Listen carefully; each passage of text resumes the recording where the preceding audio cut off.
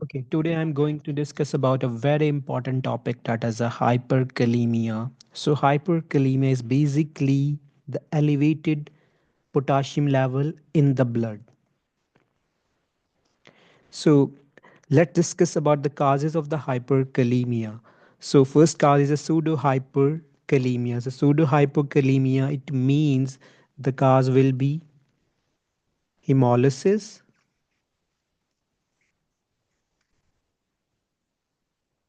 increased WBCs, and increase platelet. So you have to repeat blood sample.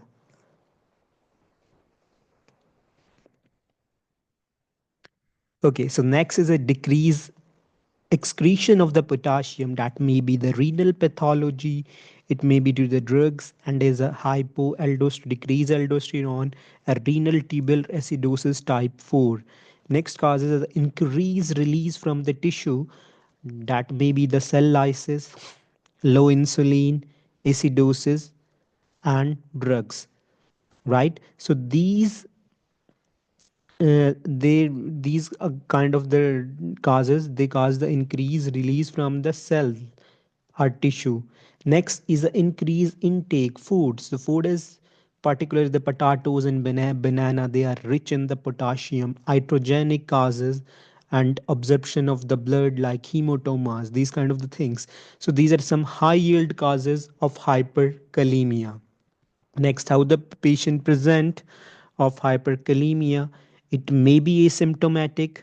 So it may be asymptomatic and it may present with the intestinal colic, areflexia, weakness, flaccid paralysis, arrhythmias, or paresthesia. We will discuss the arrhythmic changes in the ECG in next upcoming slides.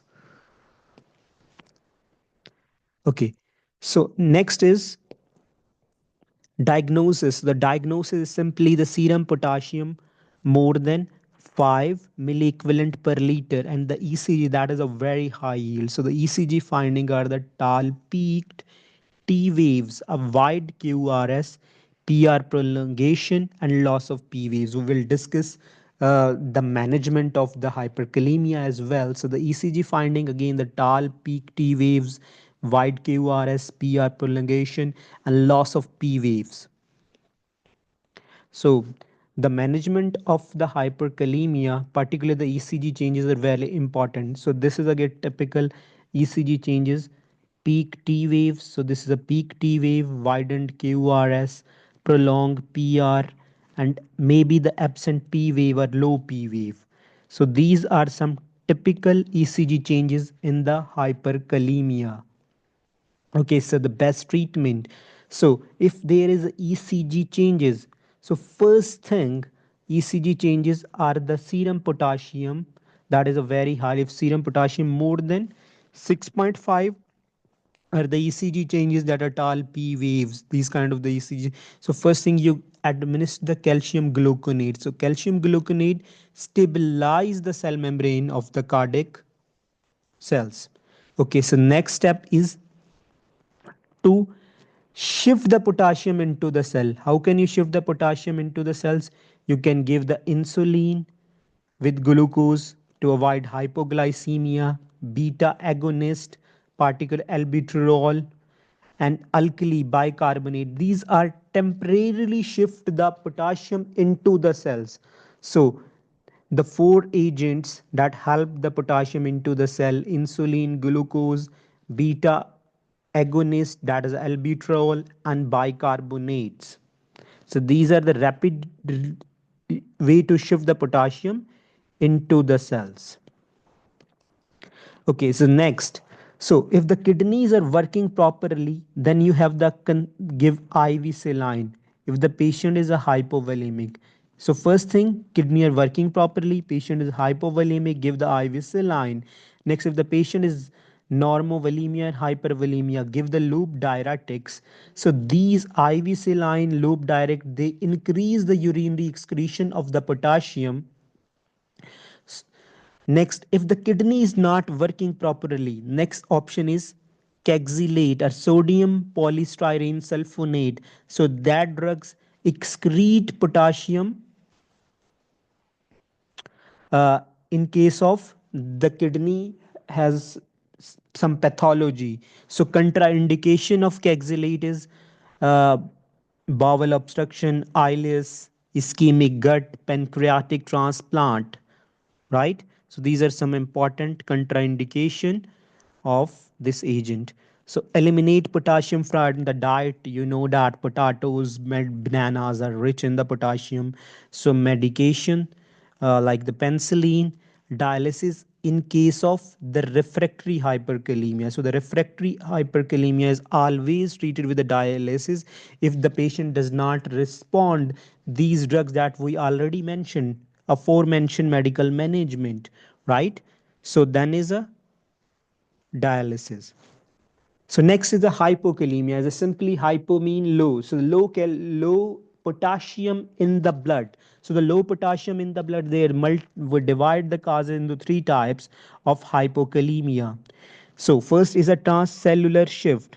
So transcellular shift mean the insulin, beta agonist, and alkalosis.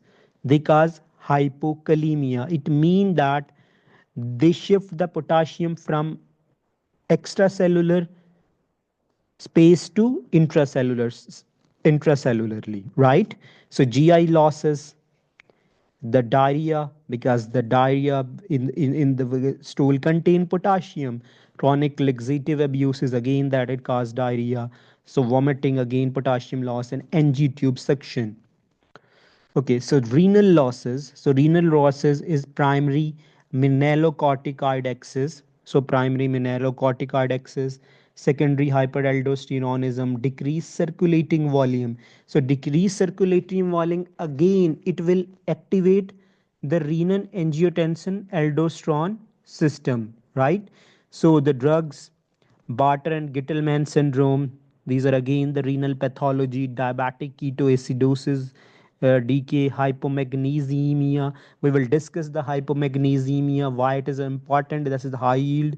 So, type 1 and type 2 renal tubular acidosis. So, these are some important causes of the hypokalemia. Next is a presentation, how the patient is present. The patient may be asymptomatic, but it can present with fatigue, muscle weakness, cramps, hyporeflexia, paresthesia, rhabdomyolysis, and ascending paralysis. So these are some signs and symptoms of the hypokalemia that you may found in the patient. So ECG, again the ECG finding of the hypokalemia is again very important. So the it showed T wave flattening, U wave, that is additional wave after the T wave, and it's T segment depression. So it may lead to the AV block, that is simply called heart block, right? So next important is the treatment. So the treatment of the hypokalemia. So treatment of the hypokalemia is a simply you treat the underlying cause. So you have to treat the underlying cause and oral and IV potassium. So oral is a preferred. So why is oral preferred? Because of the safety purposes. So IV if necessary. So the IV we give IV, and these IV treatment. So treatment should not exceed 20 milliequivalent liter per hour, right? So IV is necessary, then we give the safety for oral. So IV is necessary, the rate of potassium as additive is preferred over the IV potassium K bolus.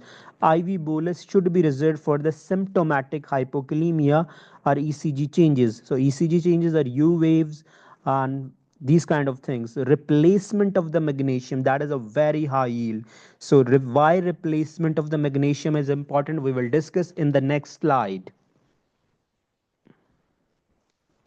Okay, so refractory hypokalemia in alcoholic patient. So why the refractory hypokalemia in alcoholic patient? So what is the cause? Is a hypomagnesemia. So hypomagnesemia, why it is important? So decrease level of the magnesium, right? So basically what happened, so magnesium is very important for the level of the hypokalemia.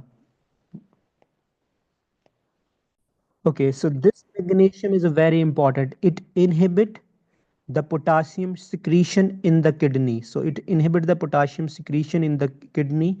So if is a decrease magnesium, so what will happen, there will be the increased secretion of the potassium and it will loss from the kidney. That is why the, if the refractory hypokalemia, always check the magnesium, and that is very important.